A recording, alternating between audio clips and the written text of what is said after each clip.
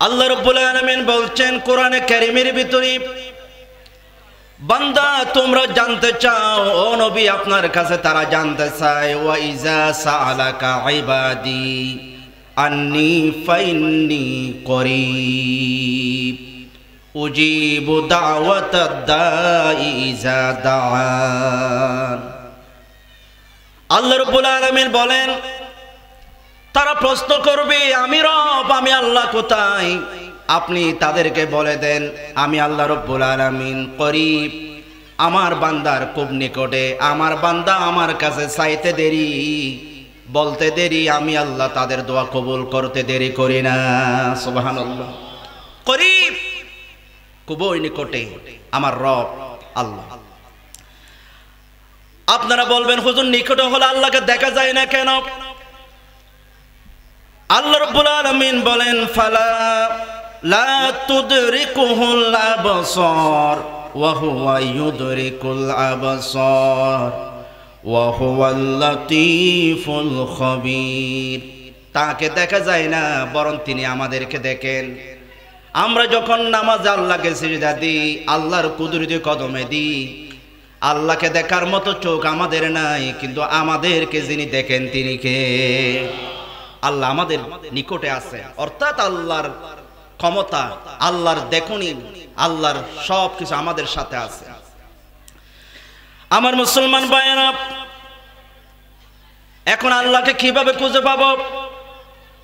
এই মহাজগৎ, এই বিশ্বভূমণ্ডল, এসবের দিকে যদি আপনি তাকান, আল্লাহকে আপনি খুঁজে পাবেন। আল্লাহ রাব্বুল আলামিন কোরআনে কারীমের ভিতরে বলছেন, ইন্না ফি খালকিস সামাওয়াতি ওয়াল আরদ ওয়া ইখতিলাফিল লাইলি ওয়ান নাহার লাআয়াতিল লিউলিল আলবাব। জোরে বলেন আল্লাহু আকবার। আল্লাহকে আপনি কোথায় খুঁজে পাবেন?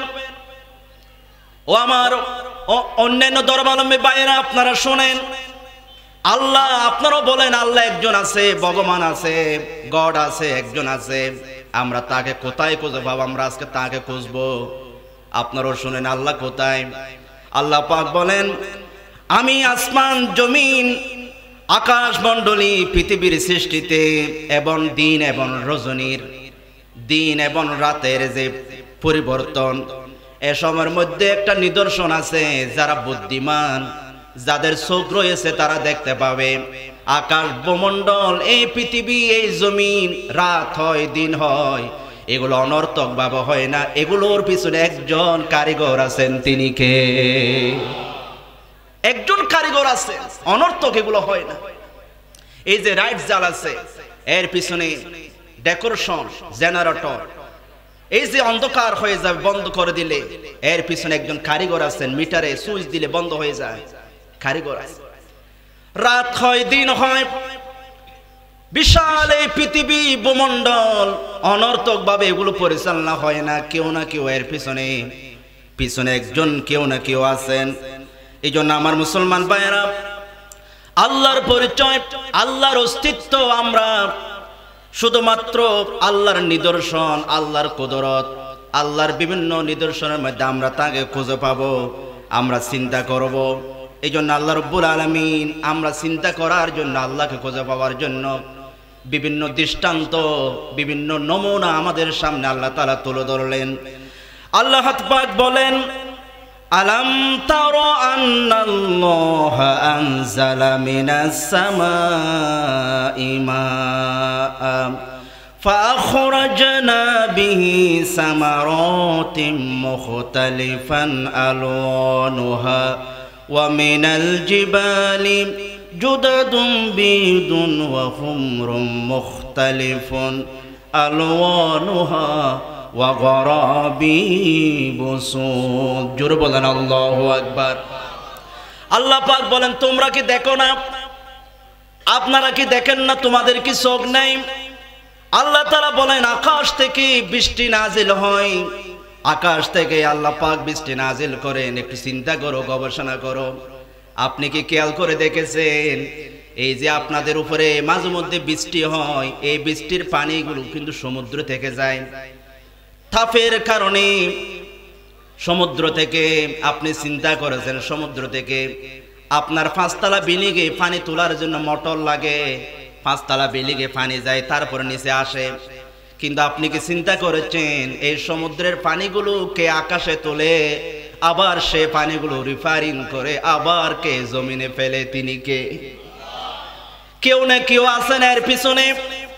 আপনি মোটর দিলে পানি উঠে, কিন্তু কেমনে পানিগুলো সমুদ্র থেকে উপর উঠে আপনি চিন্তা করেছেন কিনা? একজন আছেন এর পিছনে মোটর চালায়, পানিগুলো ঘুরাইয়া ঘুরাইয়া উপরে তোলেন। মেঘমালার মধ্যে পানিগুলো স্তর করেন, হাজার হাজার টন পানি আল্লাহ পাক মেঘমালার মাধ্যমে পরিচালনা করেন। যেখানে দরকার সেখানে পানি দেন। আবার বৃষ্টি আবার হঠাৎ করে একসাথে দেন না, আবার সালিনের মতো ফোঁটা ফোঁটা করে একসাথে দিলে মারা যাবেন পানি একসাথে পড়লে। এই জন্য আকাশ থেকে ফোঁটা ফোঁটা করে যিনি পানি দেন তিনি কে? এই জন্য আল্লাহ রাব্বুল আলামিন বলেন, বান্দা একটু তাকাও, আমি সে রব আনজালা মিনাস সামা, আসমান থেকে বৃষ্টি নাজিল করি, মান পানি নাজিল করি, ফাখরাজনা বিহি সামারাতিম মুখতালিফান আলওয়ানুহা। আমি যখন বৃষ্টি নাজিল করি, বিজ্ঞানীরা গবেষণা করে বলেছেন বৃষ্টি যখন নাজিল হয়, বৃষ্টির মধ্যখানে ঠাড়াল পরে বিদ্যুৎ চমকায়, তখন এই বৃষ্টির মধ্যে ভিটামিন ডি তৈরি হয়। ভিটামিন ডি ওয়ালা পানিগুলো যখন গাছের গোড়ায় গোড়ায় চলে যায়, এই গাছ থেকে আপেল বের হয়, আঙ্গুর বের হয়, দান বের হয়। আল্লাহ বলেন, বান্দা এগুলো তোমাদের জন্য আমি দিই, তোমরা যেন কে পরে আমি আল্লাহর গোলামি হবে কার? আল্লাহর জন্য গোলামি করো। বান্দা এই পানি দিই, ভিটামিন তৈরি করে দিই, আমি এগুলো বিভিন্ন রকমের আমি ফল ফলাদি তোমাদের জন্য আমি তৈরি করি।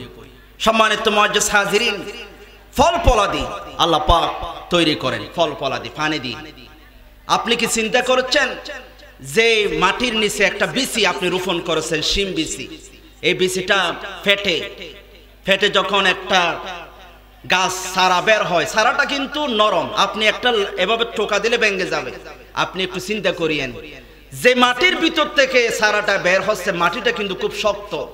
এই মাটি, শক্ত মাটির ভিতর থেকে নরম একটা সারা যিনি বের করে দেন তিনি কে? আল্লাহ রাব্বুল আলামিন বলেন, বান্দা আমি এভাবে ছোট ছোট কোমল নরম বিভিন্ন শস্য আমি আল্লাহ পাক তোমাদের জন্য বের করে দিই।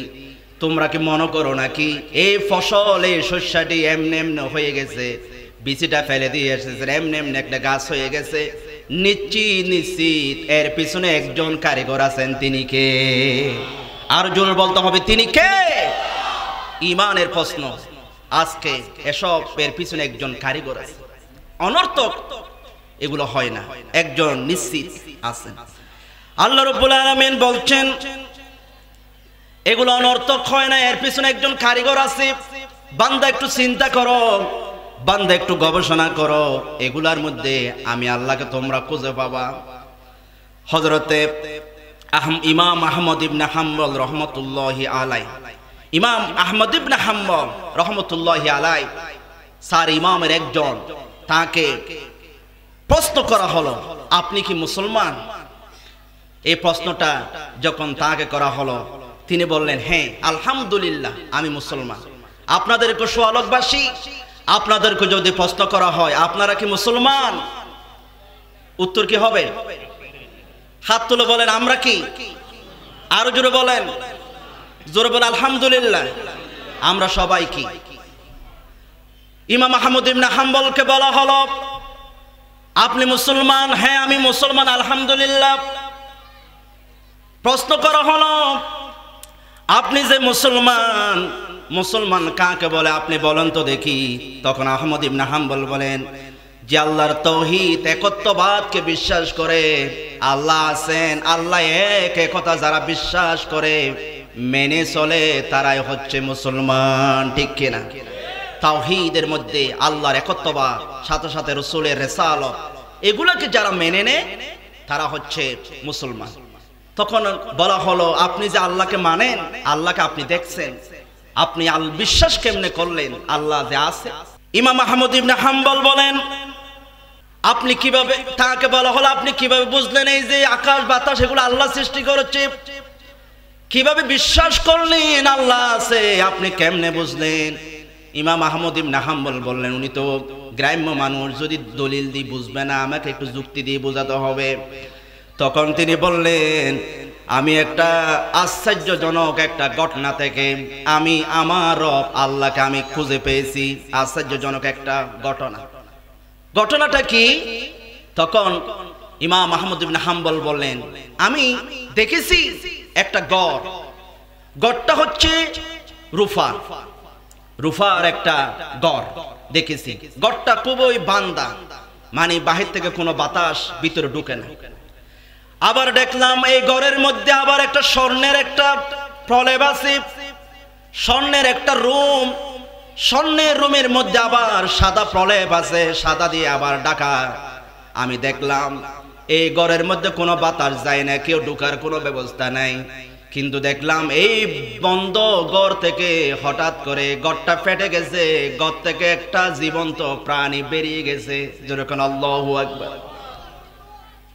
আমি চিন্তা করলাম, এই যে গড়, রূফার গড়, সুন্দর গড়, স্বর্ণের গড়, কোনো বাতাস যায় না, কেউ ঢুকতে পারে না, কোনো বাতাস ছাড়া তো কেউ বাঁচতে পারে না। কিন্তু দেখলাম ফাটার সাথে সাথে জীবন্ত একটা প্রাণী বের হলো। কেমনে সম্ভব?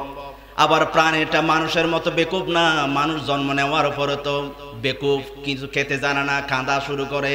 কিন্তু প্রাণীটা দুনিয়া আসার পরে সাথে সাথে তার প্রাণ থেকে সে নিজেকে চিনতে পারে, নিজে খাবার খেতে পারে, নিজে চলতে পারে, দৌড়াদৌড়ি করতে পারে।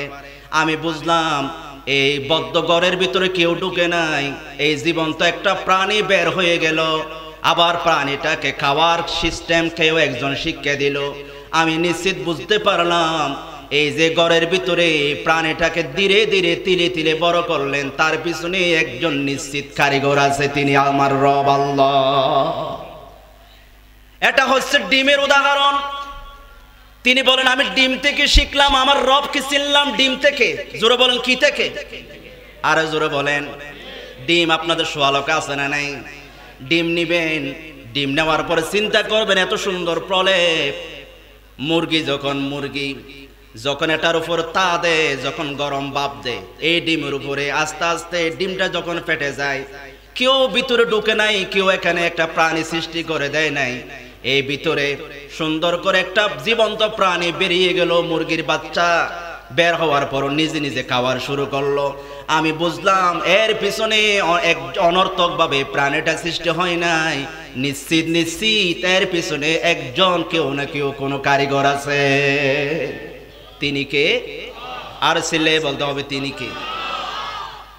একজন নিশ্চিত কারিগর আছেন। এই জন্য আমি এটা দেখলাম, আমি দেখে বুঝলাম এই ডিম থেকে আমি আমার রব আল্লাহকে চিনলাম, আল্লাহকে আমি খুঁজে নিলাম, আমার আল্লাহ আছে। না হয় অনর্থক ভাবে এগুলো হতো না। আমার মুসলমান ভাইয়েরা, ইমাম আজম আবু হানিফাকে একজন পাদ্রী প্রশ্ন করলো, আমি আপনাকে 3টা প্রশ্ন করতে চাই, আপনি জবাব দিবেন। প্রশ্ন একটা হলো, আল্লাহর আগে কি ছিল? আল্লাহর দৃষ্টি কোন দিকে? এখন আল্লাহ কি করতেছেন? প্রশ্ন হলো কয়টা? তর্ক হচ্ছে, বলছে আমি আপনাকে প্রশ্ন করি, আল্লাহর আগে কি ছিল, আল্লাহ এখন কি করতেছেন, এবং আল্লাহর দৃষ্টি এখন কোন দিকে? ইমাম আজম বলেন, আপনি নামেন, আমি বসি চেয়ারে। বসলেন, বললেন 1 2 গণা শুরু করো, 9 থেকে 1-এর দিকে আসো, 9 8, আস্তে আস্তে 2, 2 এর পরে কি 1, 1-এর আগে আর কিছু আছে? বারবার গণে, কিন্তু একে জায়গায় থেমে যায়। ফাদুরি বলে, ইমাম আজম বলে হয় না, আবার এর আগে কি আছে? বলেন না, এর আগে কিছু নেই, একের আগে কিছু নেই। ইমাম আজম বলেন, একের আগে যদি কিছু না থাকে তাহলে বন্ধু আমার রব আল্লাহ এক, আমার আল্লাহর আগে কিছু নাই, আমার আল্লাহ শুরু, আমার আল্লাহ সব, আল্লাহর আগে কিছু নাই। এগুলো বেকুফা প্রশ্ন, আল্লাহর আগে কিছু নাই। আচ্ছা বলেন তো আল্লাহর দৃষ্টি কোথায়? একটা মোমবাতি নিলেন, জ্বালালেন, আপনি বলেন তো মোমবাতির আলো কোন দিকে যাচ্ছে? ফাদুরি বলেন, এটা তো চতুর্দিকে যাচ্ছে।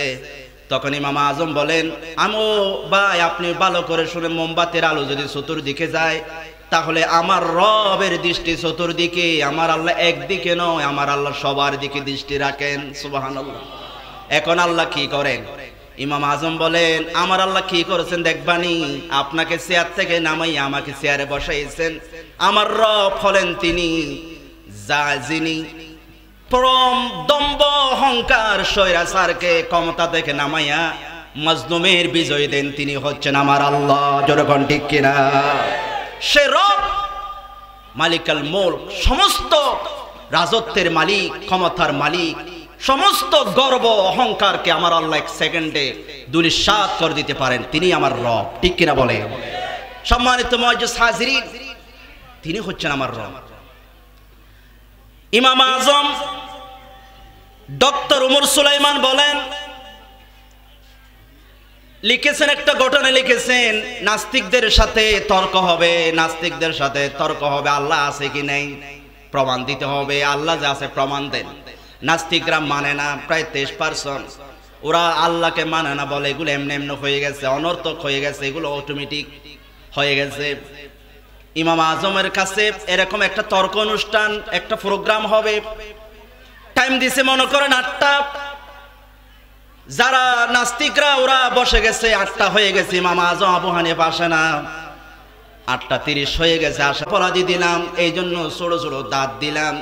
আল্লাহ পাক বলেন, এবার 5 বছর 6 বছর হয়ে গেছে, এখন আর ছোট ছোট দাঁত দিয়ে খাওয়ার দরকার নেই, গোস্ত খাবা। এই জন্য আমি দাঁতগুলো সব ফেলে দিলাম, আবার নতুন করে দাঁত দিলাম, কারণ তোমরা গোস্ত শক্ত জিনিসও যেন খেতে পারো। বান্দা দুনিয়া এসেছো, আমি তোমাদেরকে ধীরে ধীরে তিলে তিলে বড় করেছি। বান্দা একটাই টার্গেট, আমি আল্লাহর গোলামি তোমরা করবে। একটু জোরে সুবহানাল্লাহ বলেন। গোলামি হবে কার? এত সুন্দর করে আমি তোমাদেরকে বানালাম, বান্দা তোমাদেরকে আমি বড় করলাম, আমি তোমাদের রব, যিনি ধীরে ধীরে তোমাদেরকে বড় করেছি। খেতে জানতা না, কান্তা শুধু। আমি মায়ের অন্তরে একটা রিমোট সিস্টেম করে দিলাম, তোমরা যখন খেতে ওঠো মা দূরে চলে আসে, মা তোমাদেরকে দুধ দে। এগুলো আমি মূলত করেছি তোমাদেরকে যেন বড় করতে পারি। বান্দা ব্যবসায় মাঝে মধ্যে লস হয়, বান্দা তোমাদেরকে মাঝে মধ্যে সন্তান দিই, কাউকে আবার সন্তান দিই না। আবার মাঝে মধ্যে কাউকে 50 বছর আমি মেরে ফেলি, আবার 60 বছরে আবার অনেককে মারি, 80 বছরে নিয়ে যাই, আবার 10 বছরে অনেককে দুনিয়া থেকে বিদায় করে দিই। জীবন মরণ, ব্যবসায়ী সফলতা, এগুলার দিকে যদি আপনি তাকান, নিশ্চিত নিশ্চিত এর পিছনে একজন কারিগর আছেন। তিনি কে? আঙ্গুল শো করে বলেন তিনি কে? আরো জোরে বলেন তিনি কে? আমার রব নিশ্চিত আছেন আল্লাহ। তিনি এর পিছনে একজন কারিগর আছেন, অনর্থক তো সম্ভব না। আমার মুসলমান ভাইয়েরা, দোকানে একটা পরোটা আপনার সামনে দেওয়া হলো, আপনি বলে এটা অনর্থক। এই যে দোকানদার যদি বলে, আপনি যদি বলেন আপনি কি খাচ্ছেন? পরোটা। কেমন হয়েছে? এই তো আমি ওদিকে তাকাইছি, দেখছি যে কিছু রুটি মানে আটা, এটা একটার সাথে একটা লেগে গেছে, হঠাৎ করে একটা তেলের মধ্যে একটা বাজি হয়ে গেছে নিজে নিজে, তারপর আমার সামনে প্লেটে চলে আসছে। আমরা সবাই বলবো এগুলো এমন হয়েছে নাকি? না, এর পিছনে একজন কারিগর আছে। ঠিক কিনা? আপনার সামনে যে আপেল, আঙ্গুর, খাবার, মাছ, এগুলো যে আপনার সামনে প্লেটে চলে আসতেছে, এর পিছনে নিশ্চিত একজন কারিগর আছেন। তিনি কে? আল্লাহ। আমার মুসলমান ভাইয়েরা, এই জন্য আপনি যেদিকে তাকান, নিজের দিকে তাকান, আল্লাহকে খুঁজে পাবেন। এই জগতের দিকে আপনি যদি তাকান, সেখানেও আল্লাহকে খুঁজে পাবেন। যেদিকে তাকান আল্লাহকে খুঁজে পাবেন। আল্লাহ পাক বলছেন, আফালা ইয়ানজুরুনা ইলাল ইবিলি কাইফা খুলিকাত ওয়া ইলাস সামাই কাইফা রুফিআত ওয়া ইলাল জিবালি কাইফা নুসিবাত। আল্লাহ পাক বলেন, বান্দা আমাকে যদি তোমরা খুঁজে পেতে চাও, এই খুব বেশি যেতে হবে না, একটা উটের দিকে তোমরা তাকাও। আফালা ইয়ানজুরুনা ইলাল ইবিলি কাইফা খুলিকাত, ওটের দিকে তোমরা তাকাও। যিনি বলছেন তিনি কে? আল্লাহ বলছেন, আমাকে যদি তোমরা খুঁজে পেতে চাও, তোমরা ওটের দিকে তাকাও। ওটের দিকে আল্লাহ বলছেন। এখন তাকান, একটা ওট আনেন নিজের সামনে। ওটের দিকে যখন আপনি তাকাবেন, ওট এক বিস্ময়কর আশ্চর্যজনক একটা প্রাণী। মরুভূমির জাহাজ বলা হয়। শিপ অফ ডেজার্ট, মরুভূমির জাহাজ বলা হয় ওটকে। এই যে ওট আপনি তাকাবেন, ওটের বৈশিষ্ট্যের দিকে আপনি তাকান, এক একটা ওট প্রায় 53 ডিগ্রি গরম সহ্য করতে পারে এবং 1 ডিগ্রি শীতও তারা টিকে থাকতে পারে। এরকম ওট, এগুলো মরুভূমির জন্য একদম পারফেক্ট। ওটের মধ্যে একটা থলে থাকে। ওট যখন আপনি একটা পুকুরের মধ্যে পানি খেতে দিবেন, মাত্র 7-10 মিনিটের ভিতরে এক একটা ওট প্রায় 130 কেজি থেকে 270 কেজি পর্যন্ত, লিটার পর্যন্ত পানি তারা খেতে পারে। যেরকম আল্লাহু আকবার। এগুলো খেয়ে ওরা কি করে, ওদের একটা থলে থাকে স্পেশাল, এগুলাতে তারা রেখে দেয়, এই গন্ডনে ওরা রেখে দেয়। এই জন্য যারা ভ্রমণ করে, ওরা যখন মারার অবস্থা হয় পানির জন্য মরুভূমিতে, অনেক সময় ওরা নিজেদের প্রিয় ওটকে ওরা জবাই করে দেয়। জবাই করার পরে ওটের ভিতরের যে পানি ওটে জমা রাখছে, এগুলা খাইয়া এই মানুষগুলো বেঁচে থাকে। জোরে বলে আল্লাহু আকবার। 150 কেজি থেকে শুরু করে 200-300 কেজি পানি তারা রাখতে পারে। এবং মরুভূমিতে, কারণ কি, ওরা যখন মরুভূমিতে চলে, এখানে কোনো পানি নেই, এই জন্য এখান থেকে তারা এখান থেকে পানি নেই। এবং মরুভূমিতে কোনো খাবার নাই, শত শত মাইল চলতে হয়, কোনো গাছপালা নাই। এই জন্য ওটের দিকে আপনি তাকাবেন, ওটের যে জিহ্বা খুব শক্ত, ওরা একটা মরুভূমির কাঁটা যুক্ত গাছকে ওরা চিবে খেতে ফেরে, ওদের জিহ্বার মধ্যে কোনো আঘাত লাগে না। যেরকম আল্লাহ বলেন একটু তাকাও, এই ওটকে আমি বানিয়েছি মরুভূমির জন্য। এবং এই ওটের উপরে চলতে পারে শত শত মাইল, তারা চলতে পারে, ঘন্টার পর ঘন্টা চলতে পারে, মাসকে মাস পানি না খেয়েও তারা থাকতে পারে। আল্লাহ বলেন, বান্দা ওটের দিকে যদি খুঁজে তাকাও, তাহলে নিশ্চিত আমি আল্লাহকে তোমরা সেখানে খুঁজে পাবে। আল্লাহ পাক বলেন, এরপর তোমরা ওয়াইলাস সামাই কাইফা রুফিয়াত, আকাশের দিকে তাকান। কোন দিকে? আল্লাহ বলছেন, কথাটা কিন্তু আল্লাহ। একটু তাকান তো উপরের দিকে, মনে করেন একটা ছাদ, এই মনে করেন এর উপরে একটা আকাশ আছে, ঠিক কিনা? আল্লাহ বলেন, আকাশের দিকে তাকাও। আকাশের দিকে যদি তাকাও, তোমরা আমাকে খুঁজে পাবা। এই আকাশ বিশাল, আপনি একটা বিল্ডিং তৈরি করেন, দেওয়াল দেন, এরপরে আপনি কত গ্রেট বিম কত কিছু করেন, এই আকাশের দিকে আপনি তাকান, আপনি কোথাও কোনো কুটি দেখবেন না, কুটিবিহীন এত বিশাল ছাদ যিনি দাঁড়িয়ে রেখেছেন তিনি কে? আল্লাহ পাক বলেন, এই আকাশ বিশাল, এই আকাশ, এই যে মেঘমালা, এই মেঘমালা পানি নিয়ে, মেঘমালাতে পানিগুলো থাকে, পানি নেওয়ার পরে মেঘমালায় যদি পানিগুলো জমা রাখে আল্লাহ পাক, আপনি যে তাকান একটা মেঘ, এই মেঘ যদি না থাকতো, ডাইরেক্ট সূর্য যদি আমাদের কাছে আসতো, আমরা সহ্য করতে পারতাম না। মেঘের এই যে পানি অতিক্রম করে আসে, এই জন্য আমরা সহ্য করতে পারি। এই জন্য মেঘ এগুলো আল্লাহর এক একটা নিয়ামত।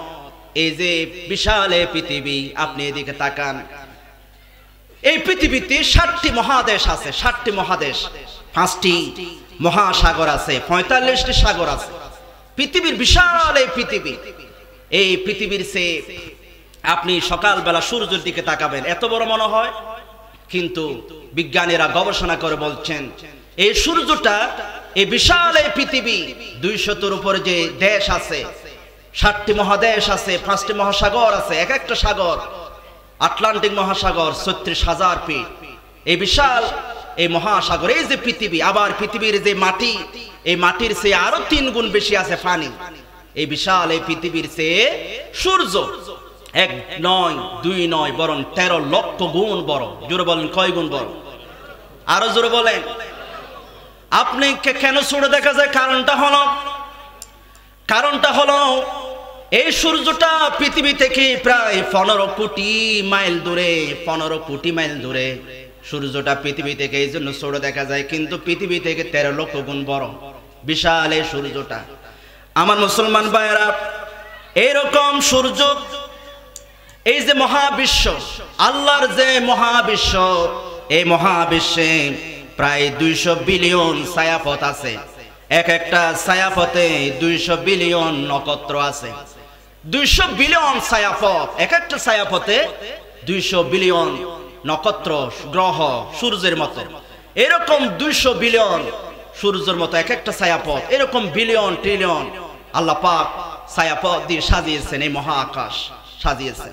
সম্মানিত মুআজ্জাজ হাজিরিন, বেটলজিউস নামক একটা গ্রহ আছে, বিজ্ঞানীরা আবিষ্কার করেছেন বেটলজিউস, যেটা একটা সূর্য পৃথিবী থেকে 13 লক্ষ গুণ বড়। এই সূর্যটা যদি বেটলজিউসের পেটে ফেলে দেওয়া হয়, এরকম 50 কোটি সূর্য এই একটা গ্রহ খেয়ে ফেলতে পারবে। জোরে কোন আল্লাহু আকবার, আরো জোরে বলে আল্লাহু আকবার। এরকম হাজার হাজার গ্রহ নক্ষত্র যিনি বানিয়েছেন তিনি কে? ও মানুষ, একটু আকাশের দিকে তাকাও। এই আকাশের দিকে যদি আপনি তাকান, এই বিশাল এই ভূমণ্ডল নবমণ্ডল, এই আকাশটার দিকে যদি আপনি তাকান, নিশ্চিত এর পিছনে একজন কারিগর আপনি খুঁজে পাবেন। তিনি কে? আরো জোরে বলেন তিনি কে? এর পিছনে একজন নিশ্চিত কারিগর আছে, সুনিপুণ কারিগর। কত সুন্দর চমৎকার করে আল্লাহ পাক এই পৃথিবীকে সাজিয়েছেন। এরপর আল্লাহ পাক বলেন, ওয়াইলাল জিবালি কাইফা নুসিবাত, তোমরা পাহাড়ের দিকে তাকাও। পাহাড়ের দিকে যখন তাকাবা, এই যে আপনাদের সোয়ালকে বান্দরবনে পাহাড় গাড়া পরিবেষ্টিত এত সুন্দর অঞ্চল, এখানে আপনি তাকান, পাহাড়ে তাকান, পাহাড়ের দিকে একটু তাকান। আল্লাহ বলছেন পাহাড়ের দিকে তাকাও। পাহাড়কে আল্লাহ পাক বাড়িয়েছেন ফেরাক। এই পাহাড়ের ভিতরে অনেক গভীর। আপনারা বিল্ডিং করলে যেমন নিচের দিকে ফাইল করেন, অনেক নিচের দিকে চলে যান, এই পাহাড়ও নিচে ভিত্তি আছে। এই জন্য ভূমিকম্প হলো পাহাড়ের কিছু হয় না। এই পৃথিবীকে স্থির রাখার জন্য এই পাহাড়কে আমার রব ফেরাক হিসাবে ব্যবহার করেছেন। যেরকম আল্লাহু আকবার। পাহাড়গুলো নষ্ট হয়ে গেলে, গাছপালা ধ্বংস হয়ে গেলে মানুষের পরিবেশ নষ্ট হয়ে যাবে, থাকা সম্ভব হবে না। এগুলো আল্লাহ পাক আমাদের জন্য বানিয়েছেন। এরপর আল্লাহ রাব্বুল আলামিন বলছেন, ওয়াইলাল আরদি কাইফা সুতিহাত, তোমরা জমিনের দিকে তাকাও। এই যে জমিন, এই জমিন এত সুন্দর, বিছানার মতো। জমিনের দিকে তাকান। মাঝে মধ্যে জমিনের মধ্যে সমুদ্র দিয়েছেন যেন মাছ খেতে পারো, নদী দিয়েছেন যেন বাগানের মধ্যে পানি দিতে পারো, আবার মাঝে মধ্যে সোজা করে দিয়েছেন যেন ঘুমাতে পারো, আবার মাঝে মধ্যে পাহাড় দিয়েছেন এখানে যেন ফল ফলাদি তৈরি করতে পারো। আপনি যদি গভীরভাবে পৃথিবীর নিচের দিকে যদি আপনি তাকান, তাহলে নিশ্চিত এখানে একজন কারিগর পাবেন। তিনি কে? আরো জোরে বলেন। নিশ্চিত একজন কারিগর আছেন। এই সমুদ্রটা এমনি দেয় নাই, একজন এগুলো সাজাইয়েছেন। নদী দিয়েছেন যেন আপনি দানে খেতে পানি দিতে পারেন, এখন একজন সাজিয়েছেন, একজন নিশ্চিত কারিগর আছেন। আমার মুসলমান ভাইরা, এইগুলো যদি আপনি গবেষণা করেন, চিন্তা করেন, আল্লাহকে আপনি খুঁজে পাবেন। এরপর আল্লাহ পাক বলেন তাকান পাখির দিকে। পাখির দিকে যদি আপনি তাকান, পাখির ব্যাপারে আল্লাহ পাক দুই রকমের কথা বলেছেন, দুইটা আয়াত দিয়েছেন। পাখি আকাশে উড়ে। পাখি কোথায় উড়ে? যদি বলে গোরা আকাশে উড়ে, এটা নয়, বরং পাখি আকাশে উড়ে। আল্লাহ তাআলা বলছেন, আল্লাহ রাব্বুল আলামিন বলেন, আওয়ালাম ইয়ারাউ ইলাত তায়রি ফাওকাহুম সাফাতিন ওয়া ইয়াকবিদনা মা ইউমসিকুহুন্না ইল্লার রহমান ইন্নাহু বিকুল্লি শাইইন বাসীর। জোরে বলেন আল্লাহু আকবার। আল্লাহ পাক বলেন তারা কি লক্ষ্য করে না? মানে আপনাদেরকে আমাদেরকে বলছেন, আরে তারা কি বেকুব নাকি? তাকায় না, কোন দিকে তাকাতাম? আল্লাহ পাক বলেন ইলাত তায়র, পাখির দিকে। কিসের দিকে? পাখির দিকে। আল্লাহ বলছেন তাকাবেন মাঝে মধ্যে, দিনের মধ্যে যখন পাখি উড়ে যায় তখন আয়াতের দিকে খেয়াল করবেন। আল্লাহ বলছে পাখির দিকে তাকাতে, তখন তাকিয়ে থাকবেন, কারণ এই আয়াতের উপর আমল হবে, তাহলে আপনাকে সওয়াব জিরে দিবেন তিনি কে? তাকাবে। ইলাত তায়র, পাখির দিকে। তারা কি তাকায় না? আল্লাহ রাব্বুল আলামিন বলেন পাখিগুলো ফাওকাহুম, তাদের উপরে যখন উড়ে যায়, সাফাত, তখন তারা এভাবে ডানা মেলে মেলে উড়ে যায়। পাখি ডানা মেরে মেরে উড়ে যায়। আল্লাহ পাক বলেন ওয়ায়াকবিদনা, আবার কিছু পাখি ডানা মেলে, আবার কিছু পাখি এভাবে ডানা বন্ধ করে তারা উঠতে পারে। যেরকম ঠিক কিনা? এভাবে স্থির করে তারা উঠতে পারে। আল্লাহ পাক বলেন তারা যদি একটু গবেষণা করে, চিন্তা করে, একটা প্রাণী, একটা পশু, একটা প্রাণী, পাখিটা ফাঁকা লিয়ে উঠতে পারে, আবার ফাঁকা এভাবে বন্ধ করে উঠতে পারে, তারা একটু চিন্তা করে না এই পাখিকে এত সুন্দর শিল্পী, এত সুন্দর কৌশল, এত সুন্দর করে উড়ানো শিখিয়েছেন, এত সুন্দর কলা কৌশল কে শিখিয়েছেন? এই জোরে বলেন কে শিখিয়েছেন? আল্লাহ বলেন মা ইউমসিকুহুন্না ইল্লার রহমান। এগুলো এত সুন্দর করে তাদেরকে যে আকাশের মধ্যে স্থির রাখেন, তারা ফরে যায় না, এটা একমাত্র রহমান আল্লাহর কাজ। সুবহানাল্লাহ। রহমান, আল্লাহ বলেন এগুলো তো রহমানে করেছে। রহমান কে? আল্লাহ। আল্লাহ বলেন এগুলো আমি স্থির রাখেছি না, ফরে যেত, আপনি উড়েন তো, আপনি ফরে যাবেন। ফাঁকি কে? আল্লাহ পাক স্থির রেখেছে। এরপরে অন্য আয়াত আল্লাহ বলেন আর কিছু পাখি আছে, কি রকম? আলাম ইয়ারাউ ইলা তায়রি মুসাখারাতি ফি জাওবিস সামা মা ইউমসিকুহুন্না ইল্লাল্লাহ ইন্না ফি যালিকা লাআয়াতিন লিকওমিন ইউমিনুন। জোরে বলেন আল্লাহু আকবার। আল্লাহ রাব্বুল আলামিন বলেন তারা কি তাকায় না পাখির দিকে? মুসাখারাত, উড়ন্ত পাখি।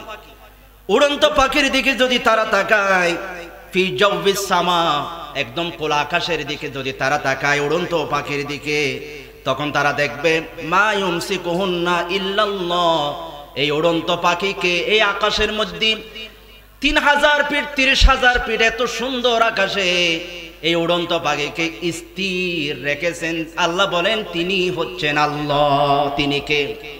ইল্লাল্লাহ, তিনি আল্লাহ ছাড়া কেউ নয়। এই পাখির দিকে, এত পাখিকে এত সুন্দর করে শৃঙ্খলা শিখিয়েছেন, এই পাখিকে আকাশে উড়ার শিক্ষা দিয়েছেন, ড্রাইভিং শিখিয়েছেন। আল্লাহ বলেন তোমরা যদি গবেষণা করো, চিন্তা করো, এই পাখিটা এমনি এমনি উঠতে পারে না, এই পাখির পিছনে একজন কারিগর আছেন। তিনি কে? এখানে এই আয়াতটা মূলত গবেষণা বিজ্ঞানীরা বলছেন এটা এই যে উড়োজাহাজ স্থির রাখে। পাখি তো ডানা মেলে মেলে উড়ে, কিন্তু উড়োজাহাজ স্থির 3000 ফিট 4000 ফিট উপরে স্থিরভাবে চলতে পারে। তো আল্লাহ বলেন এগুলো আমি রেখেছি, না হয় উড়োজাহাজ এই আকাশের মধ্যে উড়া কোনোদিনও সম্ভব না। 1903 সালে এই উড়োজাহাজ আবিষ্কার করেছেন দুইজন ভাই, উইলবার রাইট, অলবির রাইট। তারা দুজন উড়োজাহাজ আবিষ্কার করেছেন এবং আল্লাহ পাক বলেন এই উড়োজাহাজকে আমি স্থির রাখি। মানুষকে মাদা দিয়ে উড়োজাহাজকে আমি আল্লাহ পাক স্থির করার ব্যবস্থা করে দিয়েছি, এগুলো আমি করি।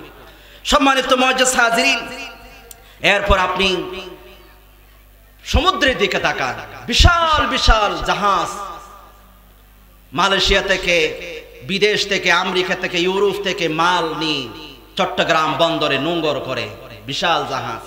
এই জাহাজগুলো কি ফোলার নাকি লোহার? আরো জোরে বলতে হবে কিসে?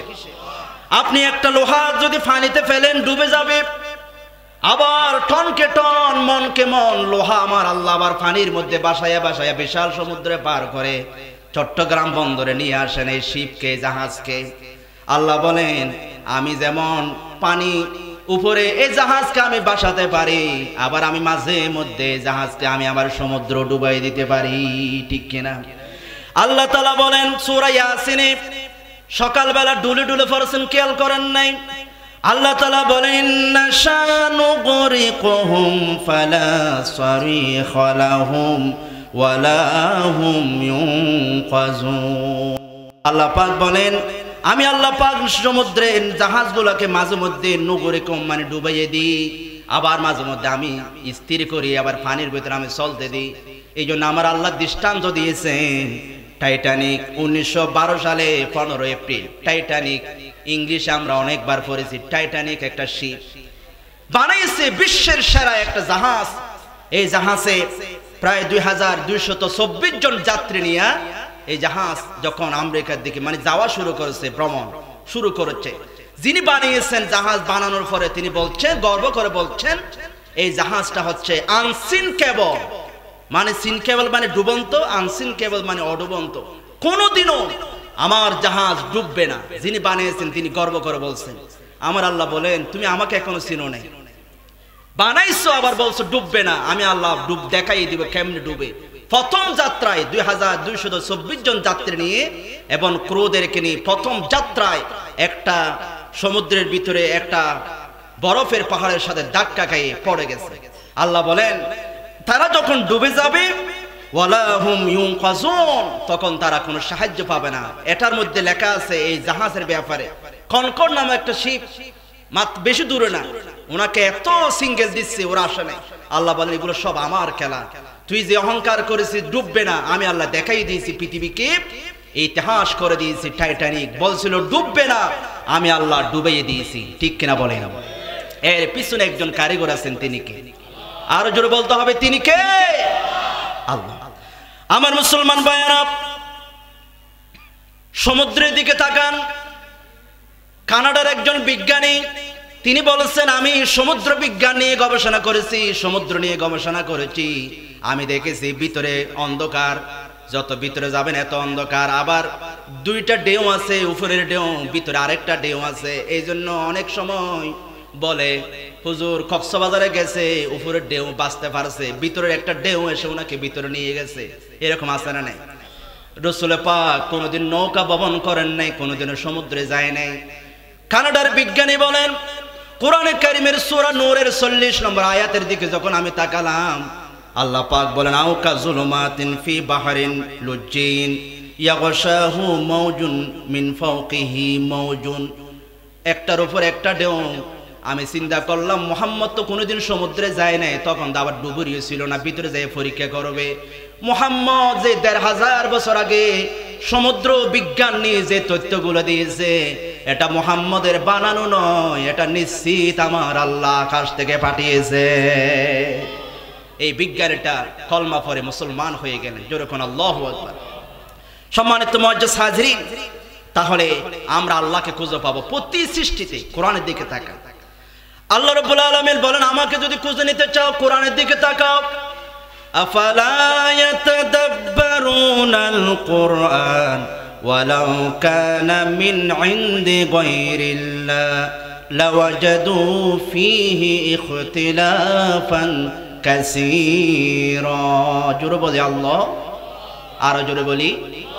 আল্লাহ বলেন তারা কি কোরআন নিয়ে গবেষণা করে না, কোরআন নিয়ে চিন্তা করে না? কোরআন যদি তারা পড়ে, এই কোরআন 13-23 বছর ধরে নাজিল হয়েছে, এটা যদি কোনো মানুষ বানিয়ে বানিয়ে লিখতো, একদিন এক কথা বলতো, 1 মাস পরে আরেক কথা বলতো, 2 বছর পরে আরেক কথা বলতো, কিন্তু কোরআনের মধ্যে এরকম অসংলগ্ন অসামঞ্জস্য কোনো কথা নাই। 23 বছর ধরে ধীরে ধীরে নাজিল হয়েছে, আগের পরের কথা কোনো অমিল নাই। তাহলে বোঝা গেল এই কোরআন কোনো মানুষে পাঠায় নাই, যিনি পাঠিয়েছেন তিনি কে? কোরআন নিয়ে গবেষণা করো, এই কোরআন দিকে তাকাবেন, আল্লাহকে খুঁজে পাবেন, এটা নিশ্চিত আল্লাহ পাঠিয়েছেন। মানুষ সম্বল আপনি বানান তো 23 বছরে একবার আপনি বানান, সকালে এক কথা বলবেন, বিকেলে আরেক কথা বলবেন, সম্ভব না। এটা আল্লাহ বানিয়েছে। কোনো অসামঞ্জস্যপূর্ণ কোনো বল, কোনো অশুদ্ধ কথা কোরআনে আছে নেই। আমার মুসলমান ভাইয়েরা, কোরআনে কারীমের এই জন্য আমরা আল্লাহকে চিনব। ইমাম শাফিঈকে বলা হলো আল্লাহর অস্তিত্ব আছে কিনা, তিনি বলেন হ্যাঁ আছে। আমি খুঁজে পেলাম কোথায়? তুত গাছ। এই গাছের দিকে তাকান, গাছের দিকে, তুত গাছের দিকে যখন তাকাবেন, মৌমাছি যখন এই গাছের রস খায় তখন মধু হয়, ঠিক কিনা? বিভিন্ন প্রাণী, গরু ছাগল যখন এই গাছ খায় তখন তাদের লাদি হয়, তাদের পায়খানা হয়। কিন্তু আবার হরিণ যখন খায় তখন মেশক বের হয়, রেশম পোকা যখন এই গাছ থেকে খায় রেশম সুতা বের হয়। তাহলে আপনি যদি একই গাছ থেকে খাওয়ার পরে ভিন্ন ভিন্ন সৃষ্টি হলো, তাহলে নিশ্চিত এর পিছনে একজন কারিগর আছেন, তিনি কে? সম্মানিত মুআজ্জাজ হাজিরিন, এই জন্য আল্লাহর, এখন আপনারা বলবেন হুজুর আমরা তো আল্লাহকে বিশ্বাস করি, এগুলো বলার দরকারটা কি? এগুলো বলার দরকার হচ্ছে আমাদের অন্তর প্রশান্ত করার জন্য, ঠিক কিনা বলেন? আল্লাহর প্রতি বিশ্বাস আছে না নাই? আল্লাহ আছে, এটা বিশ্বাস আছে না নাই? আছে। ইব্রাহিম আলাইহিস সালামও আল্লাহকে বলছেন আল্লাহ তুমি যে মরার পরে মানুষ আবার জীবিত করবে, এগুলো আসানি, বুঝছেন তো? মানে এগুলো সত্য নেই। আল্লাহ বলে কিরে তুমি না নবী, তুমি যদি এটা বলো মানুষ কি বলবে? وَإِذْ قَالَ إِبْرَاهِيمُ رَبِّ أَرِنِي كَيْفَ تُحْيِي الْمَوْتَى। আল্লাহকে বলেন কেমনে তুমি জীবিত করবা? قَالَ أَوَلَمْ تُؤْمِنْ। আল্লাহ বলেন ও ইব্রাহিম তুমি কি আমাকে বিশ্বাস করো না? আমি যে পারি, মরাকে জীবিত করতে পারি, তুমি কি বিশ্বাস করো না? ক্বালা বালা ওয়ালাকিন লিয়াতমাইন্না কলবি, আল্লাহ বিশ্বাস করি কিন্তু আমার অন্তর প্রসাদের জন্য একটু দেখান না। আল্লাহ বলেন ক্বালা ফাখুয আরবাআতাম মিনাত তায়র, 7টা পাখি নাও, 7টা পাখিকে তুমি লালন পালন করো, বন্ধু বানাই ফেলো, কথা শিখাও করলো। আল্লাহ বলেন 7টা পাখিকে পাহাড়ের দিকে নিয়ে যাও, এগুলাকে জবে করো, জবে করার পরে এগুলাকে দুনা বানায় ফেলো, একদম মানে কি বানায় ফেলো, এগুলাকে একদম কি করে ফেলো, বড়া বড়া মানে করে ফেলো, বড়া একদম শুকিয়ে ফেলো, আবার আকাশের দিকে উড়াইয়া দাও পাখিগুলো, পাখির গোস্তগুলো হাড্ডিগুলো বড়া বানিয়ে উড়াইয়া দাও, সমুদ্রের কিছু ফেলে দাও, ফালাই দিছে। এবার আল্লাহ বলেন ইব্রাহিম এবার তুমি পাহাড়ের উপরে যাইয়া পাখির নাম ধরে ডাক দাও। দিছে ডাক ইব্রাহিম আলাইহিস সালাম। ইব্রাহিম আলাইহিস সালাম দেখতেছেন সমুদ্রের ভিতরে যেগুলো ফালাইছে সেগুলো আকাশের দিকে উড়তেছে, বাতাসের মধ্যে উঠতেছে, পাহাড়ে যেগুলো উড়াই দিছে এগুলো বাসাদের দিকে এভাবে উপরে, এভাবে চতুর্দিক থেকে উপরে যাইয়া 7টা পাখি হয়ে গেছে। 7টা পাখি জীবিত হইয়া ইব্রাহিম আলাইহিস সালামের সামনে হাজির। জোরে বলেন আল্লাহু আকবার। ইব্রাহিম আলাইহিস সালাম বলেন ও আল্লাহ এবার বুঝেছি, এবার বুঝেছি আল্লাহ, এগুলো তো আমি এমনি আমার অন্তর প্রসাদের জন্য এবার বুঝেছি। আমার অনুরূপ ভাবে আমরা আল্লাহকে বিশ্বাস করি, আমার রব আছেন একজন। জোরে বলেন কয়জন? এটা বিশ্বাস আছে না নাই? আঙ্গুল তুলে বলেন তো কয়জন? কুল হুয়াল্লাহু আহাদ, আল্লাহ এক একক, তার কোনো শরীক নাই, তার কোনো অংশীদার নাই, আল্লাহ তাআলা একক, এটা আমাদের পরিচয়। এই জন্য আমার মুসলমান ভাইয়েরা আল্লাহ এক, এই আল্লাহর সাথে যদি কেউ বানায় দুই, ক্ষমতা আল্লাহর, কেউ যদি বলে না আল্লাহর এখন এগুলো এখন নাই, এখন আল্লাহ বুড়া হয়ে গেছে, নাউজুবিল্লাহ এখন অন্যজনের ক্ষমতা চলে, এরকম যদি কেউ বলে এটা শিরিক। এখন আল্লাহর এখন কিছু চলে না, আরেকজন লাগে, আল্লাহর একজন অ্যাসিস্ট্যান্ট লাগে। وَإِذْ قَالَ لُقْمَانُ لِابْنِهِ وَهُوَ يَعِظُهُ يَا بُنَيَّ لَا تُشْرِكْ بِاللَّهِ إِنَّ الشِّرْكَ لَظُلْمٌ عَظِيمٌ। জোরে বলি আল্লাহু আকবার। আল্লাহ তাআলা বলেন ইব্রাহিম লুকমান আলাইহিস সালাম তার সন্তানকে বলছেন, ও সন্তান, ও আব্বু, ইয়া বুনাইয়া লা তুশরিক বিল্লাহ, শরীক করো না, আল্লাহর সাথে কাউকে শরীক করো না, অংশীদার করো না। ইন্নাশ শিরকা লাযুলমুন আযীম, শিরিক করা এটা বড় অপরাধ, শিরিক করা যাবে না। আপনাকে যদি কেউ বলে 10 লক্ষ টাকা দিব, 1 লক্ষ টাকা দিব, আল্লাহ 3 জন বলো, এরকম বলে কি বলে না? তিত্ববাদে বিশ্বাস। আপনাকে যদি বলে 3 লক্ষ টাকা দিব, 10 লক্ষ টাকা দিব, কেউ কি বলবেন আল্লাহ 3 জন? বলা যাবে? যদি বলে যদি টাকা না আনো মেরে ফেলবো, ফাঁসিতে নিব, তোমাদেরকে শুলে চড়ানো হবে, আগুনে পোড়ানো হবে, তারপরে সোয়ালোকের মুসলমান বলেন তো দেখি, জীবন চলে যেতে পারে, তারপরও আমার আল্লাহর সাথে শরীক করা যাবে নাকি? আমার আগে আমার সদ্দারবাদন লতিফ হুজুর বলেছেন, হযরত সাদ ইবনে আবি ওয়াক্কাস 17 বছরের যুবক, তিনি যখন ঈমান এনেছেন, মা বলছেন আব্বু মুহাম্মদের ধর্ম ছেড়ে দাও, মুহাম্মদের ধর্ম মানা যাবে না, মুহাম্মদের ধর্ম ছেড়ে যাও। মার কথা শুনে না, না আমি ঈমান ছাড়বো না, তাহলে তোমাকে মারা হবে, এই করা হবে না, তারপর ঈমান ছাড়বো না। মা বলতেছে তুমি শিরিক করো, আমাদের মতো তিত্ববাদ, আমাদের মতো বহু হুদা আছে, তুমি বলো, তাহলে তুমি মুহাম্মদের ধর্ম ছাড়ো, এক আল্লাহ ছেড়ে দাও। না আম্মু আমি এটা মানবো না। তখন সাদ ইবনে আবি ওয়াক্কাসের মা বললেন, তুমি যদি শিরিক না করো, মুহাম্মদের ধর্ম ছেড়ে না দাও, তাহলে লা আকুলু ওয়ালা আশরাবু, আমি কিছু খাবো না, কিছু পান করব না। সাদ ইবনে আবি ওয়াক্কাস বললেন, ও আম্মু আপনি না কে যদি একবার কেন দুইবার কেন, লাউ কানাত লাকি মিয়াতু নাফসিন ফাখরাজাত নাফসান নাফসা মা তারাকতু দীনি হাযা লিশাইইন। ও আম্মু আপনি যদি না কে, আমি যদি শিরিক না করি, আপনি যদি না কে মারো যান, একবার নয় দুইবার নয় 100 বারও যদি আপনি মারা যান, তারপর আমি সাদ ঈমান ছেড়ে কোনোদিনও মুশরিক হয়ে যাব না। জোরে বলে আল্লাহু আকবার।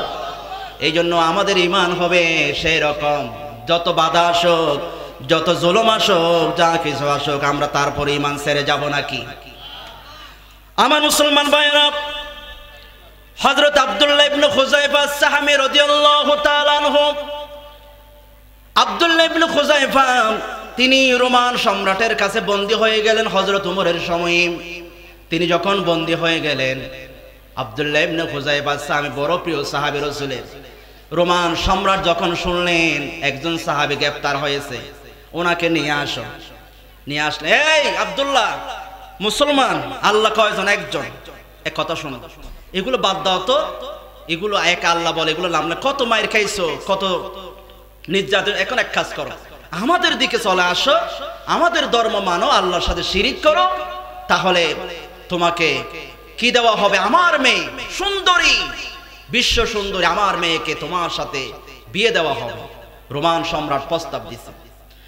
আব্দুল্লাহ ইবনে খুযাইফা সাহাবী বলেন, না না, দুনিয়ার শ্রেষ্ঠ সুন্দরী কেন, যা কিছু সব যদি দেওয়া হয় তারপর ঈমান ছাড়বো না। রোমান সম্রাট বলে, আরে আব্দুল্লাহ বুঝো, আর একটা কথা শোনো, তুমি যদি আমার ঈমান ছেড়ে দাও, যদি শিরিক করো, তাহলে আমি তোমাকে প্রস্তাব দিচ্ছি, আমার রাজত্বের অর্ধেক আমি তোমাকে দিয়ে দিব। তুমি একটু শিরিক করো, তুমি আমাদের ধর্মে চলে আসো, আমার রাজত্ব অর্ধেক দিয়ে দিব। আব্দুল্লাহ ইবনে খুযাইফা সাহাবী বলেন, না না, রাজত্ব অর্ধেক কেন, পুরো পৃথিবী যদি আমাকে রাজা বানিয়ে দেওয়া হয়, তারপর এক আল্লাহ বলেছি, এটার জন্য মরব, তারপর কোনোদিনও আমি শিরিক করব না, ঈমান আমি কোনোদিনও ছেড়ে দেব না।